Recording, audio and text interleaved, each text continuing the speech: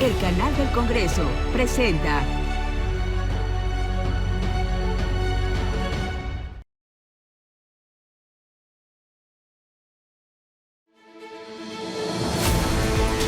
Qué gusto saludarlos nuevamente en Vértice Internacional. Soy Rina Musali. Qué bueno saber que me acompañan en este programa que analice el acontecer internacional. Este año 2024 es un año de gran intensidad electoral. Se avecinan las elecciones al Parlamento Europeo que tendrán lugar del 6 al 9 de junio, en donde las familias políticas de 27 países buscan liderar la toma de decisiones comunitaria y colectiva para enfrentar los grandes retos en materia de defensa y de seguridad, el reto económico, sanitario, climático, el ascenso de la ultraderecha, pero también los grandes retos que enfrenta la Unión Europea en materia de política exterior. Les pido por favor que nos acompañen.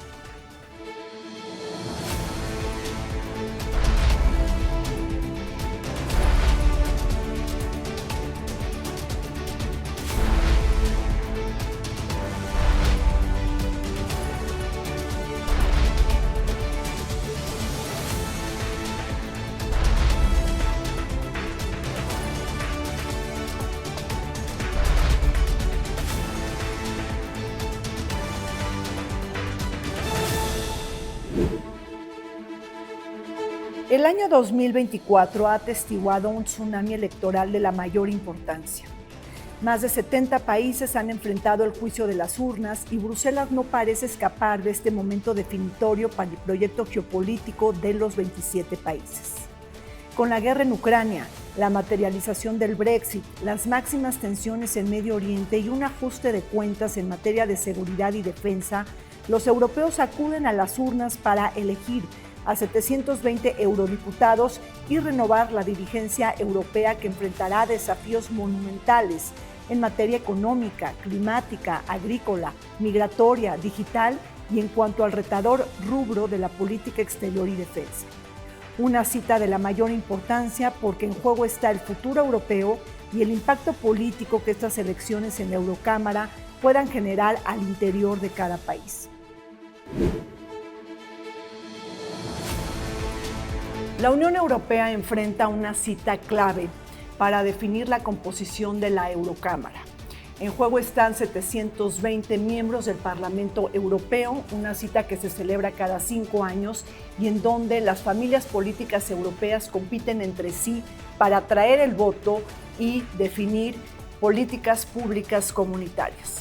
Para hablar de este importante tema nos acompañan desde la antigua garita de San Lázaro el doctor Víctor Alarcón Holguín, profesor de la UAM Iztapalapa. Bienvenido. Gracias, Rina. Un experto en temas electorales. Nos acompaña también la doctora Marta Ockman. Ella es profesora investigadora del Instituto Tecnológico de Monterrey. Bienvenida, Marta. Gracias. Y nos acompaña Dámaso Morales. Dámaso Morales es profesor de la Facultad de Ciencias Políticas y Sociales de la UNAM y miembro de la Unidad de Estudio y Reflexión del COMEXI sobre Rusia-Ucrania. Bienvenido, Dámaso. Muchas gracias, Rina. Víctor, ¿qué distinguen las elecciones del Parlamento Europeo de junio del 2024 de aquellas celebradas hace 5 años en el 2019? ¿Qué cambia en el mundo que nos hace decir que Europa es otra?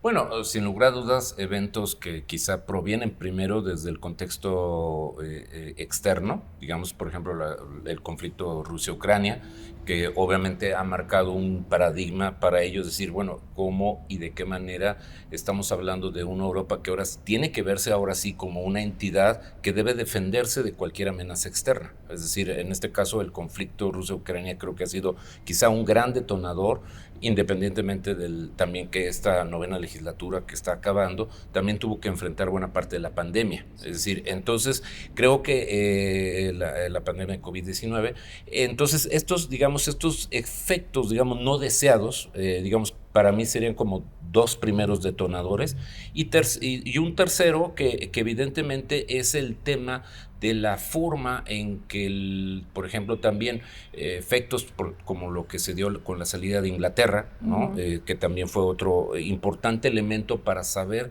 si Europa está caminando o si sigue trabajando hacia la integración o empiezan a desmoronarse estas expectativas y empiezan a avanzar más fuertemente los elementos nativistas, los elementos regionalistas, los elementos nacionalistas que más bien están paradójicamente utilizando el propio Parlamento Europeo para un poco poner ese freno a la cesión de soberanía o incluso a la renegociación de muchos de los elementos, digamos, de los acuerdos que inicialmente pues la gran máquina alemana, la gran máquina francesa, que de alguna manera hacen que los otros 25 integrantes de los actuales 27 quizá no se sienten tan convocados o tan integrados en función de lo que se les dicta por parte de estos dos grandes actores. Claro.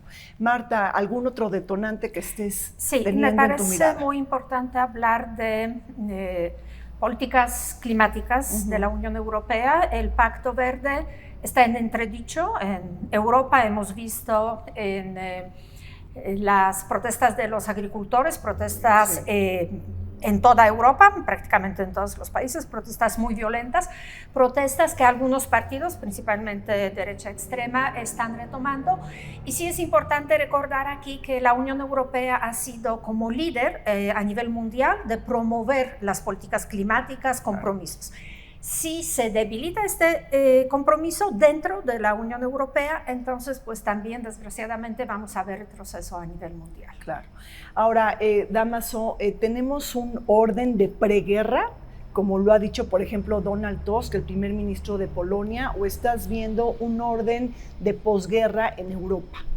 Bueno, en realidad ahorita Europa pues tiene una guerra interior, ¿no? En su propia casa con Ucrania. Y lo que estamos viendo aquí es ambas cosas. Por un lado podemos ver a Europa, digamos en su conjunto, la mayoría de los países, con una visión de apoyar a Ucrania y también con una puerta abierta a una negociación. Pero también tenemos países en Europa, como Eslovaquia, como Hungría, y poco a poco otros se van sumando en esta idea de la guerra larga y desgastante, en la cual ya no quieren apoyar a Ucrania y lo han dicho con todas sus palabras. Y han dicho que tampoco van a enviar ya ningún tipo de armamento.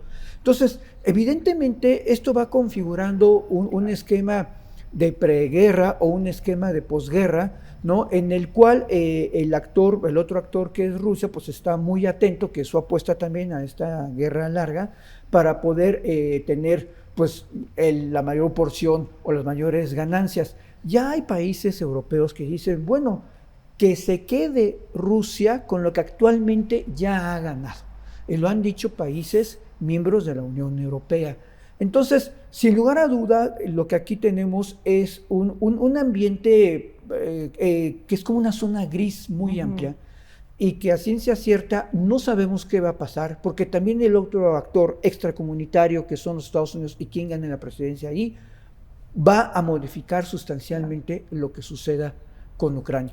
Entonces, si hay estas amenazas del propio Putin con estas cuestiones nucleares, hay estos postulados que maneja Macron de enviar incluso ya hombres, las respuestas de Putin. Entonces, todo hasta el momento es discursivo, lo sabemos, pero hay que estar muy atentos, ¿no? Finalmente. Sí, discursivo, pero hubo violencia política Sí. hace unas semanas. ¿Qué pasó con el atentado a Robert Fico? Hablando de Eslovaquia, tú lo mencionaste, Dámaso, ¿cómo lees este intento de asesinato al primer ministro de Eslovaquia unas semanas antes de la celebración de las elecciones al Parlamento Europeo? Claro, por supuesto. Sabemos que Robert Fico representa el ala de derecha, de extrema derecha en su propio país, e incluso han tenido ciertos acercamientos con Vladimir Putin. Él es de los que dice que, bueno, que ya se quede con lo que ya tienen. Y este atentado que hubo con él, pues es finalmente un supuestamente lobo solitario. A mí no me gusta el concepto de lobo solitario, porque un lobo solitario es una construcción social. Es un tirador solitario en todo caso, que no encontró otro mecanismo que el de dispararle precisamente a esta persona, y que él dice, argumenta, este tirador solitario, que pues se está alejando, y ese es el punto fino, que se está alejando de las políticas europeístas. Entonces, eso es lo que estamos viendo ahorita. ¿Más Europa o menos Europa, Marta, lo que se juega en estas elecciones al Parlamento Europeo? Indudablemente Sí, estamos ante el crecimiento de los sentimientos euroescépticos, las mismas protestas en torno a las políticas climáticas expresan el enojo con las decisiones de Bruselas, ¿no? Decisiones que se ven como decisiones impuestas, y también con lo que se ha comentado sobre el crecimiento de derecha extrema electoral. La derecha extrema es euroescéptica, es decir, quiere limitar el proceso de integración, mientras que los partidos, digamos, centristas, los dos grupos centristas, los populares y socialdemócratas, de hecho quieren reformar la Unión Europea de tal manera que sea, por ejemplo, más fácil tomar las decisiones en política exterior mayoritarias, ¿no? Con voto mayoritario, porque ahora se exige unanimidad. Y eso, lo que decían mis colegas, eso implica que un líder europeo que sea pro-Putin, que sea como Orbán, afín a políticas más autoritarias dentro de su propio país, pues puede deshacer lo que es preferencia de la mayoría de los países, ¿no? Entonces yo creo que sí se juega si vamos a tener más Europa o menos Europa, con todo y que Reino Unido pues ya no es parte, y uno supondría que entonces los euroescépticos han perdido un poco la fuerza, pero claro, no es así. Claro. Víctor, Europa debe de subir su nivel de ambición, de ampliación, de expansión. Ya tiene Ucrania el estatus de país para ingresar a la Unión Europea, Moldavia, Ucrania, o realmente hay fuerzas interiores que la están disgregando para contenerse y para achicarla. ¿Qué dijo Emmanuel Macron? Europa puede morir. Claro, bueno, eso es, como tú decías, más o menos Europa. O sea, por un lado, más Europa es necesaria en función de la defensa de un espacio democrático, es decir, un gran contexto de contención de los avances de las políticas autoritarias y de las políticas de extrema derecha. Es decir, aunque lamentablemente una parte muy importante del propio Parlamento está integrado por grupos de esa afiliación política. No obstante eso, o sea, la disciplina y la institucionalidad que genera el orden europeo obliga precisamente a seguir empujando ese proyecto de mayor coordinación, mayor integración, aunque ahí habría una diferencia, ¿no? O sea, integración no es lo mismo que coordinación. Pero esta es una de las cosas, como bien decía ahorita Marta, o sea, la cuestión es poder discernir en qué elementos sí Europa puede seguir coordinándose y en qué otros aspectos habría que aligerar la condición, digamos, obligatoria, que en donde casi todos los estados dicen, bueno, es que estamos casi como en una camisa de fuerza porque no podemos tomar decisiones como un poco más flexibles, por ejemplo, en política económica, ¿no? O sea, por ejemplo, la cuestión de cómo readministrar los fondos de cohesión, los apoyos a los agricultores, es decir, los subsidios, las disciplinas fiscales, es decir, en un momento dado, cómo sostener también incluso a través del Banco Central Europeo la cuestión del euro y la calidad de vida que en un momento dado también se ha visto notoriamente afectado en los últimos años, o sea, las regresiones sobre programas de pensiones, jubilados, entonces eso también ha generado un contexto tampoco no muy propicio con respecto a la Europa social, y en ese sentido se está como regresando a las demandas, es decir, cómo vamos a garantizar esa Europa social, y por el otro lado también está diciendo, sí, pero necesitamos también una expansión tecnológica, necesitamos una expansión de crecimiento para poder ofrecerle a las jóvenes generaciones opciones de empleo razonables y no tener estos problemas de autocontención que solamente entonces también estarían solamente centrándose en por lo menos dar algunos safety nets, como se ha llamado, renta básica o algunas cosas que algunos de los países a nivel local han tenido que desarrollar o han querido desarrollar, pero que ahora se contraponen fuertemente con estos acuerdos económicos que se supone que generan, digamos, esta construcción de indicadores para que la Europa más o menos se mantenga armónica. Claro. A ver, importante, Dámaso Marta, Víctor habla de la calidad de vida. ¿Cuáles son las políticas europeas comunitarias que afectan el día a día de los franceses, de los alemanes, de los polacos? Es decir, ¿cuáles son las grandes preocupaciones de los europeos en estas elecciones para votar? Bueno, está sobre la mesa. Es efectivamente que el europeo común siente que ha perdido poder adquisitivo, siente que ya no hay las mismas oportunidades de empleo, ahora tienen mayores grados académicos los jóvenes que sus padres o sus abuelos y no tienen empleo, no tienen su propio piso, viven con los papás. Está este término de los 1000 euristas para referirse a estos jóvenes que viven con 1000 euros al mes.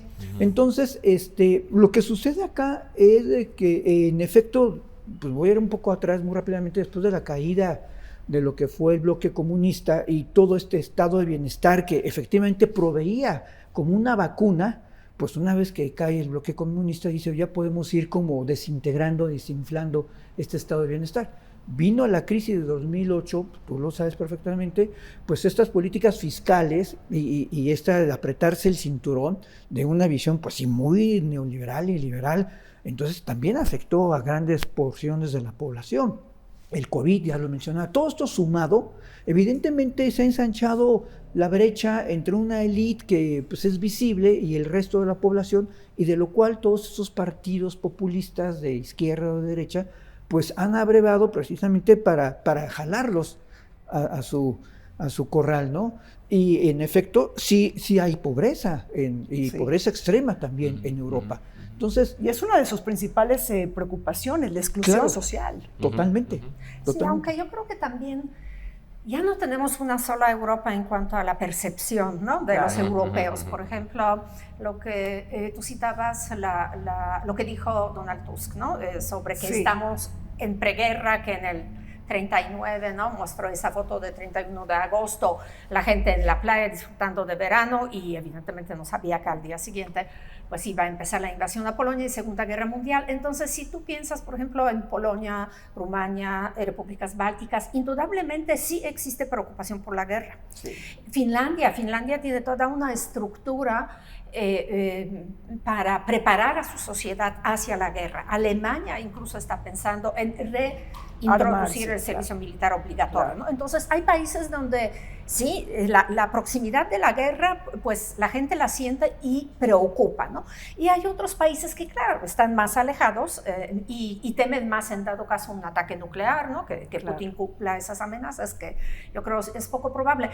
Pero ese es el problema, creo yo, ¿no? Que mientras antes había como cierta uniformidad de las preocupaciones europeas, hoy depende mucho de qué país estás hablando. Migración, por ejemplo, ¿no?, de África, de Medio Oriente, pues está mucho más presente en países mediterráneos, etcétera, ¿no? Entonces Sí, la Europa disímil, ¿no? Y la Europa que no es lo mismo hablar de países de Europa del Este que la del Norte, que la del Sur. Sí, lo que se conocía como la Europa de las varias velocidades. Claro, ¿no? Exactamente. Entonces, ahora, Víctor, entonces lo que está en duda y lo que está en juego en esta nueva legislatura para 5 años es la Europa geopolítica, es decir, que tenga dientes Europa para defenderse y para dar seguridad a sí misma.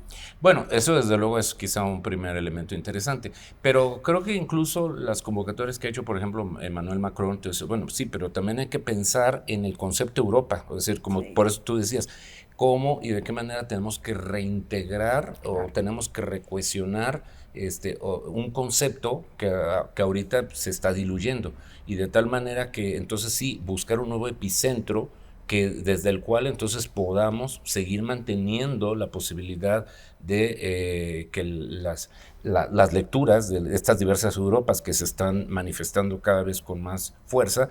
El Parlamento debería ser el gran punto de convergencia para discutir el relanzamiento del proyecto europeo. Es decir, hasta ahora, sin lugar a dudas, el Parlamento ha sido una voz que discute muchas agendas, pero yo creo que uno de los elementos interesantes de esta elección es decir, la propuesta es de que el Parlamento vuelva a ser ese epicentro del análisis, de decir, ¿qué Europa queremos para los próximos años? Y ahí creo que ese sí es una parte interesante de las fuerzas proeuropeístas, de decir, vamos a retomar la esencia de muchas de estas instituciones para poderle dar un sentido y un mensaje a la población de que tiene sentido seguir en este proyecto. O sea, sería una torpeza que un proyecto de más de medio siglo ahora termine pues implosionando por razones diversas, pero me parece ahí que es donde está la fuerza, digamos, de lo que está en juego también en parte en esta elección. Así es, recuerden que la Unión Europea ganó el Premio Nobel de Paz en 2012 y que ha garantizado paz y estabilidad después de 75 años de la Segunda Guerra Mundial. Volvemos, no se vayan. Las elecciones al Parlamento Europeo son disputadas por los partidos políticos nacionales, pero una vez elegidos los eurodiputados, la mayoría opta por formar parte de alguno de los 7 grupos políticos transnacionales. Estos no se organizan por nacionalidad, sino por afiliación política. La legislatura saliente del 2019 a 2024 está conformada por 705 parlamentarios, 60% de los cuales corresponden a los bloques del Partido Popular Europeo, la Alianza Progresista de Socialistas y Demócratas y Renovar Europa, quienes gobiernan en coalición. Destaca que en términos de composición política, la votación del 2019 produjera los mayores avances para los grupos de extrema derecha, con cerca del 18% de los escaños.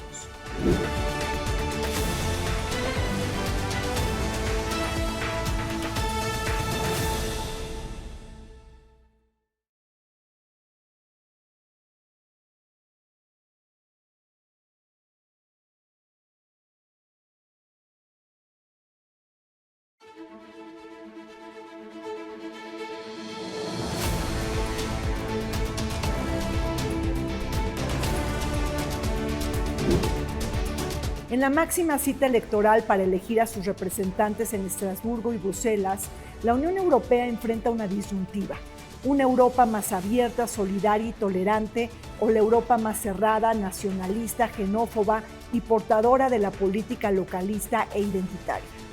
En juego se definirán las familias políticas europeas de corte transnacional, pese al reforzamiento de sus 2 partidos políticos más votados: el Partido Popular Europeo y los socialistas y demócratas, y una tercera fuerza basada en el grupo Renovar Europa que encabeza Emmanuel Macron.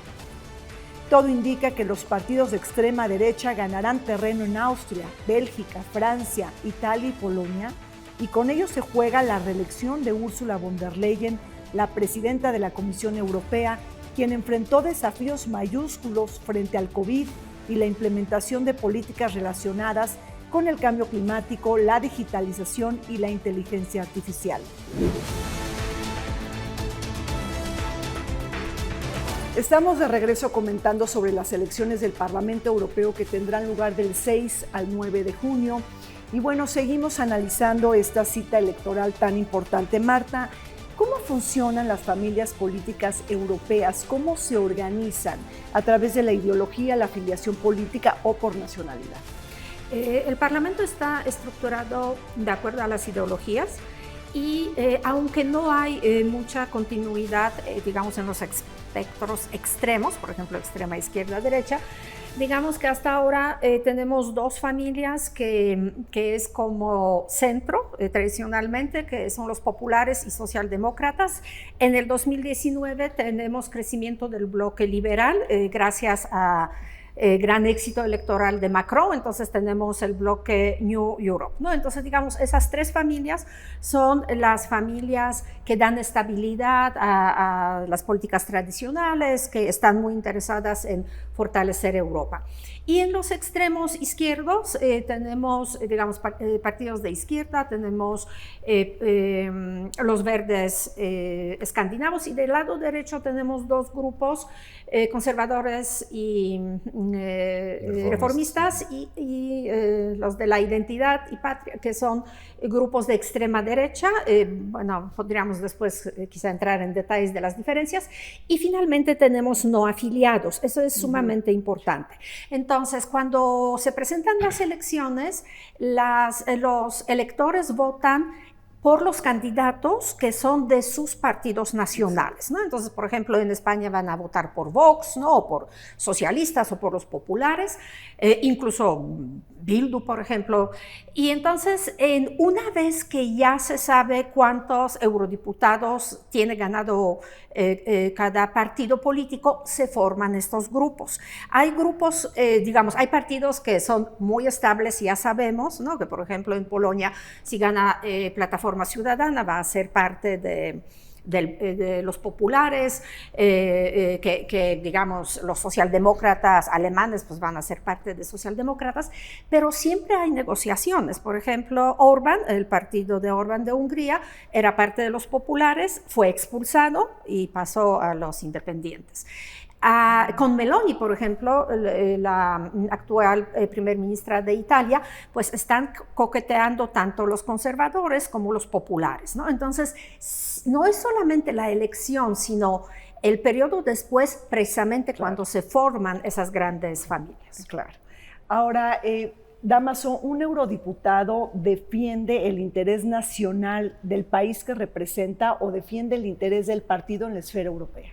Bueno, en realidad ambas cosas, porque su propia misión como eurodiputado es atender asuntos de la propia Unión Europea. Pero él está ahí también como un representante del pueblo. Es el único órgano de la Unión Europea que tiene esta elección directa. Y sin lugar a dudas, pues él se debe también a su filiación política nacional, porque el ciudadano que vota Vox o que vota a los socialistas espera que ese diputado lleve sus intereses, su ideología, su forma de ser a nivel comunitario. Entonces, esa es la lógica de hacer estos grupos parlamentarios, pero no son parlamentarios, pero por estos grupos de diferentes vocaciones políticas, ideologías políticas, precisamente para que a nivel comunitario sus preocupaciones del ciudadano de a pie estén ahí representadas. Es un juego bastante interesante, la verdad. Complejo. Víctor, ¿y hay eurodiputados independientes? Sí, en este caso lo que se llaman los no afiliados. Y este grupo, digamos, es variable porque ahí se determinan situaciones de grupos o partidos nacionales que no logran integrarse a alguna de estas familias, como bien explicaba Marta. En este caso, el número actual en la 9ª legislatura pues alcanza un poquito más de los 60, o sea, es de un parlamento de 705, que ahora va a pasar a 720, pues no es una cantidad menor. Claro. Y entonces, claro, quizá no sea tan determinante para ciertas votaciones porque, como bien explicaba Marta, la estabilidad está fundada en las dos grandes coaliciones, ¿no? que es la Alianza Socialista por un lado y el grupo del Partido Popular Europeo por el otro, que hasta la fecha se han alternado conforme lo marcan las propias disposiciones del Parlamento, los mandatos de 2 años y medio al encabezar, digamos, claro, porque hay ahora la una legislatura. Coalición, ¿no? ¿no? Que siempre ha sido una característica, ¿no? Histórica del Parlamento, de que los mandatos, aunque es una legislatura de 5 años, los mandatos de presidencia son por 2 años y medio. Pero en los últimos años, este acuerdo entre estas dos grandes familias, entre socialistas, socialdemócratas y los populares europeos, ha permitido esa alternancia y, digamos, de alguna manera ese es el gran epicentro, porque ellos juntos logran un poquito más del 50% de la integración, lo cual entonces por eso permite generar ese acuerdo de orden general. Claro, en la medida en que se vaya disgregando esa cuestión de preferencias con un esquema, digamos, de convocatorias en donde, como los sistemas en cada país puede variar, porque son sistemas proporcionales, es decir, la regla general en la Unión Europea es que todos los países tienen que implementar alguna forma de mecanismo de asignación de sus escaños bajo una fórmula proporcional, ya sea el método de Hont, ya sea el método danés o algún otro tipo de esquema proporcional.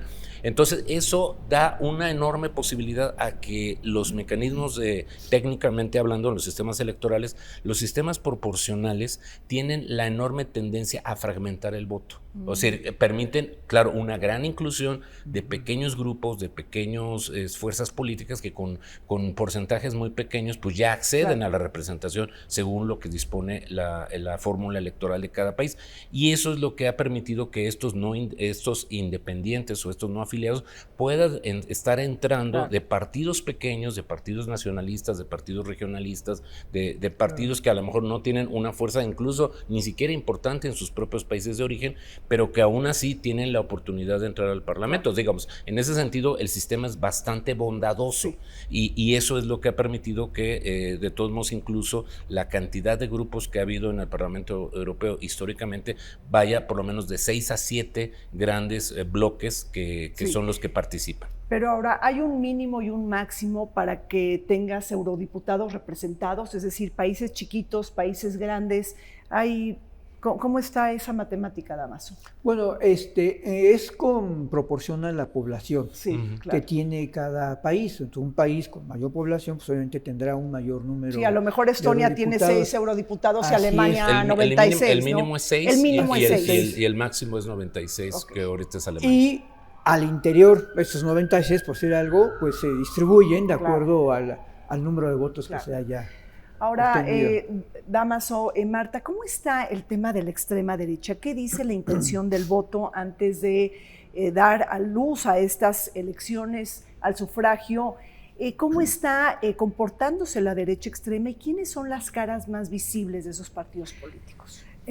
Antes, sí es importante entender que frecuentemente se habla de las elecciones europeas como elecciones de segundo grado, lo cual significa que los europeos no votan necesariamente por lo que son sus posiciones sobre la Unión Europea, sino votan para castigar o premiar lo que son gobiernos nacionales. Eso es importante para entender por qué se prevé que va a haber un crecimiento numérico de extrema derecha. Este descontento en Europa, por ejemplo, Macron, o sea, digamos, es el presidente en Francia, no es un presidente muy popular, se considera que la que va a ganar numéricamente es el partido, ¿no?, de Marine Le Pen.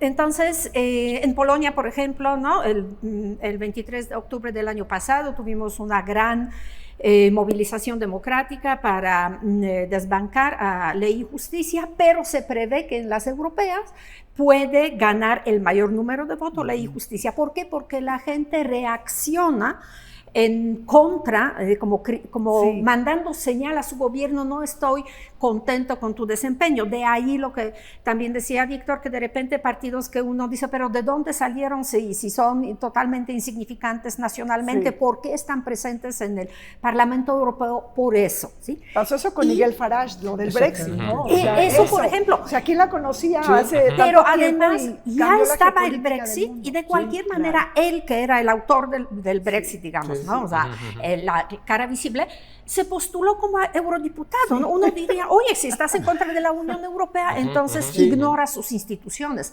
No, hay eurodiputados que sí compiten con el programa y vamos a destruir la integración, pero desde dentro, ¿no? Entonces, la extrema derecha hemos visto que sí ha ganado electoralmente en Europa. Quizá Holanda es el ejemplo pues más importante porque es un país muy liberal, pero el gobierno de coalición, que el acuerdo es relativamente reciente, costó mucho trabajo, pero ya va a haber, Wilders va a estar, digamos, dentro de lo que es el gobierno, ¿no?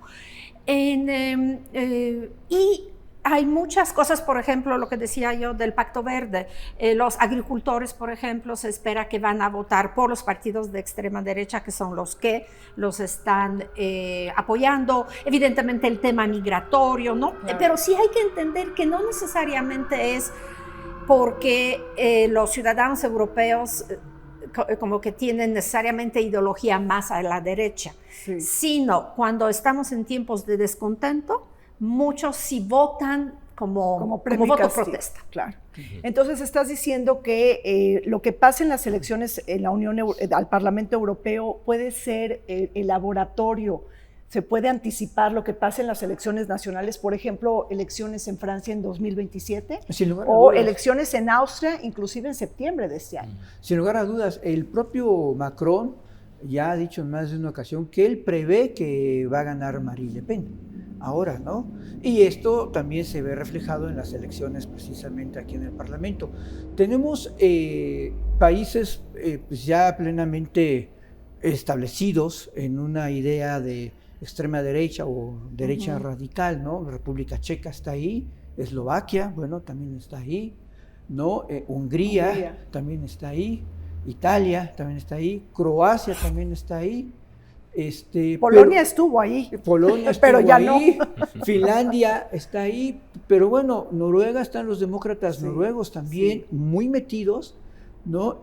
Alemania, Alternativa por Alemania, tiene todavía una posición importante Francia, pues bueno, pues todas las encuestas le dan 30 puntos a Marie Le Pen, mucho más que lo que puede tener Macron. Entonces, bueno, por supuesto, Estonia, Letonia también, ya lo mencionó Marta, el caso de Holanda, pero también Bélgica. Entonces, sí, podríamos ver el mapa europeo y grandes porciones del mapa europeo están tomando un camino hacia la extrema derecha. Y es precisamente este fenómeno, pero va a tener un impacto, por supuesto. Va a tener un impacto de cómo se ve la Unión Europea, cómo se construye la Unión Europea y, por supuesto, en sus relaciones con el resto del mundo. Ahora yo también quería también añadir, pero no hay una sola extrema derecha, ¿no? Claro. Y esa es una buena noticia, ¿sí? Sí, claro. Mientras socialdemócratas están como muy unidos como bloque, por ejemplo, o los de socialdemócratas, la extrema derecha, además de peleas entre líderes personales, porque son liderazgos muy, muy personificados, recientemente, por ejemplo, Alternativa para Alemania fue expulsada del grupo de la identidad por lo que era la reunión sobre la expulsión, ¿no?, de migrantes, y las declaraciones sobre la SS, la formación nazi durante la Segunda Guerra Mundial. Entonces, esa es una buena noticia, ¿no? Claro. No debemos pensar que hay una extrema derecha como Vox, por ejemplo, ¿no?, en España, que es unida. No, es bastante fragmentada la extrema. ¿Y cómo está jugando, Víctor, la política migratoria en las campañas europeas? Bueno, es un elemento muy importante, ya lo había anticipado tanto Marta como Dámaso. El tema de la migración es, digamos, quizá uno de los grandes temas en función de todo el impacto que mencionamos también, que afecta a la estabilidad económica, la regulación de los mercados, la forma en que de alguna manera eso ha incrementado el precarismo a lo largo y ancho de la Unión, y pues evidentemente esta necesidad que está teniendo la Unión Europea de buscar formas de disuadir, ¿no? Aunque también creo que ahí ha perdido un fuerte impulso, a pesar de que pues era una vocación muy importante de la propia Unión Europea de encontrar acuerdos con estas otras regiones, especialmente, obviamente, con los gobiernos africanos, para poder hacer esta regulación de mejor manera sobre los flujos de tránsito, sobre los trabajadores temporales, es decir, buscar una regulación del mercado de trabajo para que de alguna manera pues estos elementos también incluso, eso conlleva incluso subsidios o apoyos muy importantes para los países mediterráneos, que eso es lo que han reclamado, es decir, ok, me pides que yo haga una política de contención, pero eso tiene que venir acompañado de recursos que tiene que salir de propio Bruselas para que yo y nuestros gobiernos podamos específicamente contener esto, ¿no? Pero a la extrema derecha lo que le molesta mucho es que le impongan cuotas de migrantes, es decir, ese es un tema que de alguna manera los define a la extrema derecha, más allá de que hay diferencias dentro de su manejo. Claro, y lo vimos en la crisis precisamente migratoria de Siria, que había una política comunitaria y que cada país tenía una cuota, ¿no?, para aceptar X número de migrantes, y que varios países, pues francamente, no lo observaron y no cumplieron con estas cuotas. Entonces, esto nos habla precisamente de que a final de cuentas, pues sí, cada estado tiene sus propios intereses, pero también estas ideas xenofóbicas que se van generando del migrante que pues usa nuestros sistemas de salud, del migrante que no trabaja, del migrante que incluso trae enfermedades que ya estaban erradicadas en Europa, del migrante que es musulmán, o sea, hacen una imagen del migrante totalmente negativa, que ahora con las redes pues se populariza más en una serie de videos, y que sin lugar a duda, entonces el migrante y las políticas condescendientes de Bruselas son las que tienen la culpa. Porque al final de cuentas, pues se culpa al migrante de tantas cosas, pero entonces es Bruselas sus políticas condescendientes, ¿no? Y esto, sin lugar a dudas, pues alimenta este discurso de las derechas o los populismos, precisamente para tomar esto como plataforma y atraer mayores votos. Pero también es importante, no solamente de derecha, también de izquierda extrema, sí, ¿no? Claro. En Alemania, por ejemplo, Sarah Wagenknecht, que formó su propio partido, ¿no?, que salió de la izquierda, que es izquierda radical, Y una parte de su popularidad es su propuesta de limitar la migración. De hecho, ella dice, nada como Angela Merkel que abrió las puertas de Alemania, nosotros vamos a controlar, ¿no? Entonces, sí, los europeos, evidentemente, pues el tema migratorio es delicado, pero la Unión Europea firmó ya el acuerdo, digamos, hace unos meses, ¿no? Entonces, por lo menos no se va a estar reformando tan rápidamente, ¿no? No va a ser uno de los puntos del nuevo Parlamento. ¿Y cuál es su pronóstico? ¿Se va a reelegir Ursula von der Leyen para 5 años más o no? Víctor. Bueno, sin lugar a dudas. Claro. De los pronósticos. Claro, sin duda alguna, desde luego, personajes como la que tú mencionas, pues desde luego son importante que haya la continuidad. De hecho, el gran elemento y una de las grandes características que ha tenido el Parlamento Europeo, pues es el carrerismo, el profesionalismo con el que muchos de estos actores han permanecido a lo largo del tiempo, ¿no? Creo que ahorita, pues sí, la importancia de que las dos, por lo menos, el mejor escenario sería que más o menos las dos principales familias se conserven con sus números, ¿no? O sea, un poquito más, un poquito menos, el Partido Popular Europeo y los socialistas, las dos fuerzas, pero que sigan siendo. Claro. Y quizá, eso sería interesante que el grupo de Renew Europe o New Europe, ese sería, que también podría ser un elemento interesante que también empujara a que el grupo que encabeza Macron y su gente pudiera también ganar un poquito más de espacio. Pero ciertamente el gran resto de fuerzas políticas que están en estos grupos de extrema izquierda, extrema derecha, izquierdas un poco más moderadas, los grupos ecologistas o algo, pues bueno, pueden ahí tener algunas variaciones.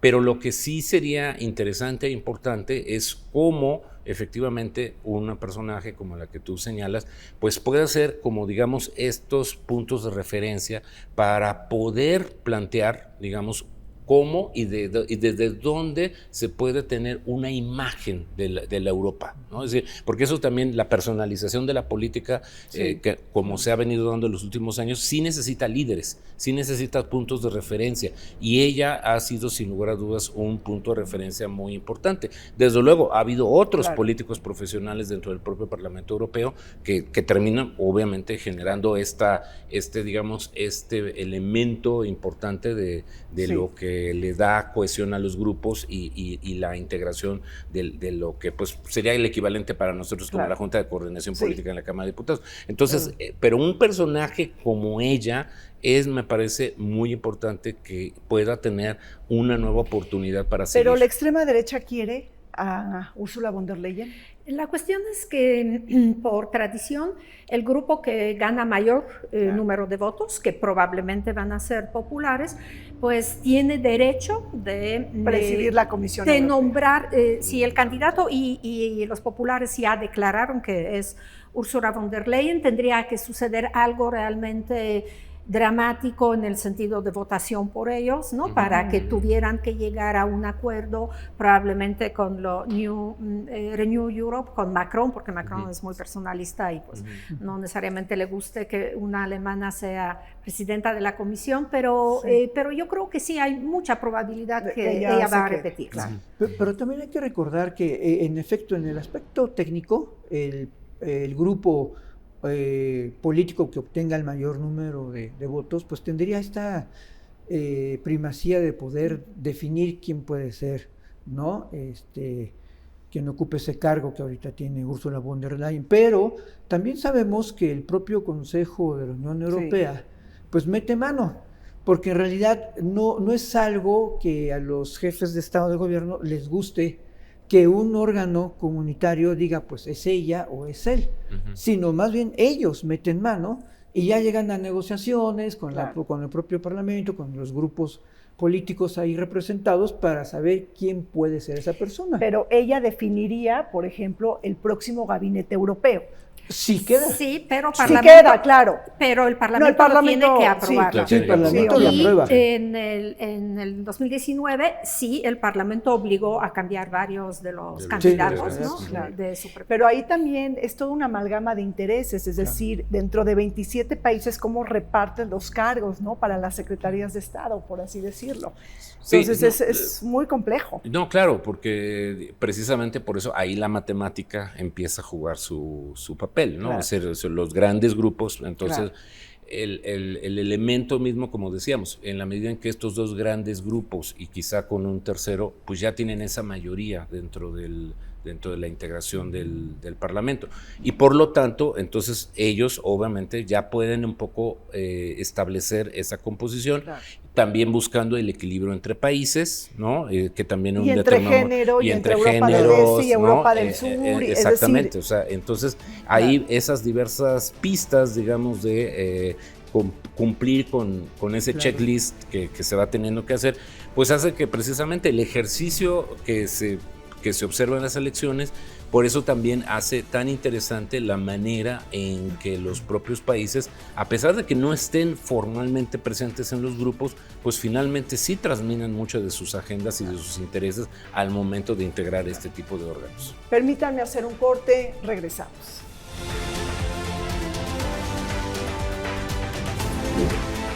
La actual presidenta de la Comisión Europea, la alemana Ursula von der Leyen, está nominada por el Partido Popular Europeo para encabezar el Ejecutivo por 5 años más. En esta elección compiten 6 candidatos en total de diferentes familias políticas europeas. Cada grupo, con excepción de Identidad y Democracia y los conservadores y reformadores, han elegido a por lo menos un contendiente para el puesto. Recordemos que la Eurocámara propone legislación, supervisa la implementación de las políticas y leyes de la Unión Europea y el presidente o presidenta del Ejecutivo representa al bloque comunitario en foros internacionales y en las relaciones con otros países.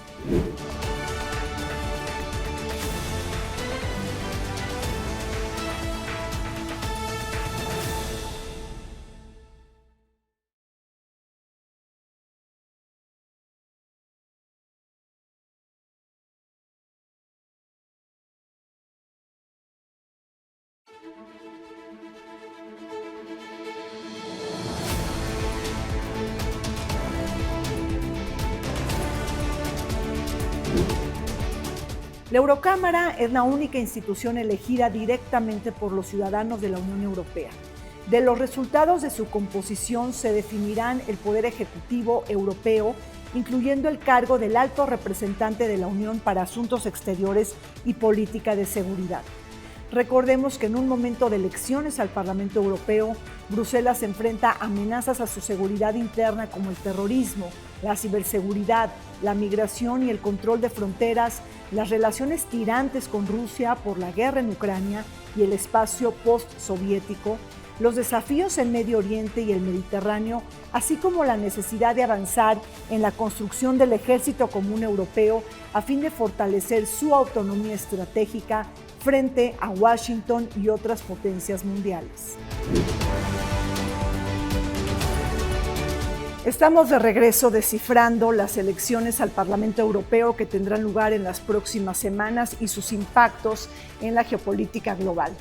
Damaso, vámonos a la parte de México. México y la Unión Europea tienen una asociación estratégica y estamos modernizando el acuerdo comercial. ¿Por qué se ha trabado y en dónde están los grandes obstáculos? Bueno, se ha trabado porque digamos que la parte económica, financiera, pues está ahí, la parte técnica. Pero la parte política, ¿no? Es donde se ha trabado pues, de materias de narcotráfico, crimen organizado, derechos humanos. Varios países también han puesto su veto de alguna manera, en decir, no lo vamos a aprobar. La técnica, un poco la propuesta de la propia Unión Europea, pues es fraccionar en efecto el tratado, así como estos libros, se decide ahí está el tomo 1 y vamos a aprobar esta parte, pero México se ha mantenido un poco en la idea de que no, de que tiene que ser aprobado en su totalidad. Ahora bien, Si llega y se fortalece la derecha en Europa, Sí. esto va a ser aún más complicado. Están los intereses de los agricultores, la competencia que México le puede representar en algunos productos. En fin, esto pudiera complicarse más. Pero también está la idea de México como un gran actor importantísimo, con un acuerdo de libre comercio, con el nearshoring como una promesa, con un nuevo gobierno que va a entrar. Entonces todo esto también abre posibilidades para avanzar en estos temas. Habrá que ver cómo van resultando ambas elecciones. Sí, Damaso, pero en la cumbre del G7 que tendrá lugar en Italia, se invitó a Brasil y Argentina y no a México. Sí, entonces, creo que es también falta de interés de México, claro, digamos, de la administración actual. Entonces tenemos que ver qué tanto la próxima administración va a ser más internacional, en el sentido de retomar el posicionamiento de México, porque a la Unión Europea sí le interesa mucho Latinoamérica, en el sentido, por ejemplo, de votaciones en las instituciones internacionales, por ejemplo, en la Comisión de los Derechos Humanos, en la ONU, donde sí hay coincidencia entre votos de los países de la Unión Europea, ¿no? Porque no vota Unión Europea, y México. Entonces yo creo que sí es cierto que la Unión Europea también está muy inmersa en sus propios problemas, pero yo creo que también faltó un poco de interés y de voluntad por parte de México, que ojalá después de estas elecciones y de las mexicanas, pues haya esa coincidencia de querer, pues sí, una nueva etapa. Víctor, últimas notas. Bueno, pues yo diría que pensar en México y Unión Europea, pues desde luego es una relación que necesita ser revitalizada, ¿no? Es decir, yo coincido tanto con Damaso como con Marta de que esto es como una prioridad incluso para el gobierno, que resulte también derivado de las elecciones nuestras, que van a ser prácticamente concurrentes entre una y otra. Entonces, el nuevo impulso que se pueda dar a las relaciones entre México y Unión Europea, con esto que tú señalas de que hay que recuperar tiempo perdido, es decir, la pandemia y una serie de elementos quizá nos hizo perder un poco la perspectiva de qué papel puede jugar Europa para nosotros, y no solamente nosotros para con ellos, y también un poco pensar que, digamos, la relación México-Unión Europea no es la equivalente a pensar que solamente es la relación México-España, claro, ¿no? Sino que México mismo tiene que visualizar que puede entrar a mercados mucho más extensos, o sea, aprovechar mejor su relación con Alemania, que también la ha desaprovechado mucho, la relación con Francia. Es decir, creo que en un determinado, y con Escandinavia, que muchos de estos países sí tienen presencia en nuestro propio territorio, pero que realmente en un momento dado podría también visualizarse de una manera mucho más integral y con, evidentemente, claro, también con elementos políticos como los que aquí se han señalado, pero sí pensar que esta asociación es una asociación de ganar-ganar. México no tiene nada que perder con Europa.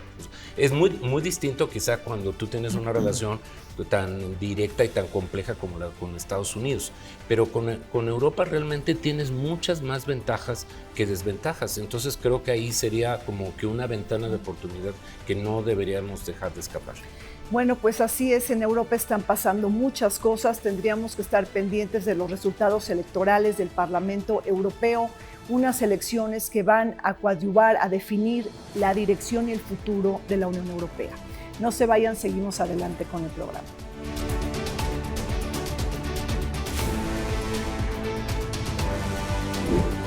Las relaciones comerciales entre México y la Unión Europea se basan en el Acuerdo de Asociación Económica, Concertación Política y Cooperación, mejor conocido como el Acuerdo Global, vigente desde el año 2000 y en proceso de modernización para fortalecer la relación política y económica entre ambos. Con alrededor de 89,000 millones de dólares en comercio bilateral en 2023, destaca que México sea el 14º socio comercial de la Unión Europea, representando en 2020 el 1.4% de su comercio exterior de la Unión Europea, y la Unión Europea sea nuestro tercer socio comercial a nivel global. Dentro del bloque, Alemania, España, Italia y Francia son los países con los que mayor comercio hay, representando el 65% del mismo. Llegamos al fin de Vértice Internacional. Le agradezco a usted su atención y compañía, pero también le agradezco a la antigua Garita de San Lázaro todas las facilidades proporcionadas para grabar en sus instalaciones. Hasta pronto.